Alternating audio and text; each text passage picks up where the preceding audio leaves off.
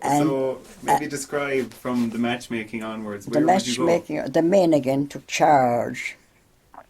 They were always in charge, Mr. and Mrs. Your father used to get a great deal of that. I said, why can't it be Mrs. and Mr.? But it was Mr. and Mrs. So the men of the house, anyway, I remember a man in Moher describing it exactly on the radio some years ago. And I thought if I could go into that radio, I would choke. But anyway, he had been in America for some years. He came back and he got married, but he was telling them about in the spring of the year, now this is exact, in the spring of the year, the men of the house would go into the town looking for a strachera of a woman. I remember every word that would help out in the spring, and every other spring after that if she lived long enough. But I thought, my God, imagine.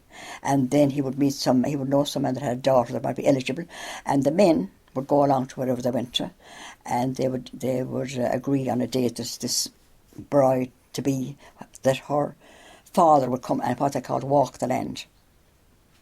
He would walk the land to see if it was good, fertile land or boggy or whatever the part was worth, and they would do that. And then sometimes if they didn't have enough of cattle, they would borrow a neighbour's cattle and put them into their field so that they would be very prosperous for that day. So don't say that they were devious people at that time.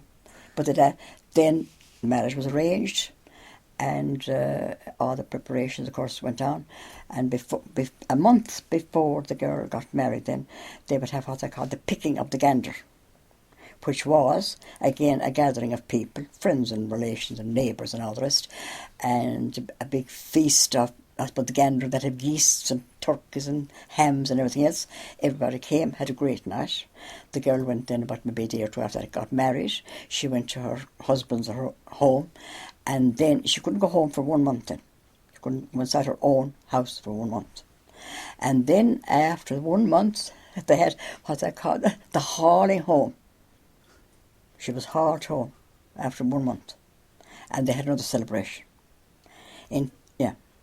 And that was that. And then she settled down to hard work, and that was it.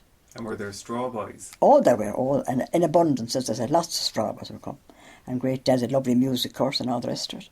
And they didn't have it. Sometimes if musicians didn't turn up and there was something going on, and they would have what they called puss music.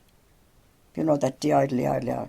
And I remember most of these people that did that puss, they were very shy people usually, but they'd be prevailed upon to do this puss music, and they usually had their caps down over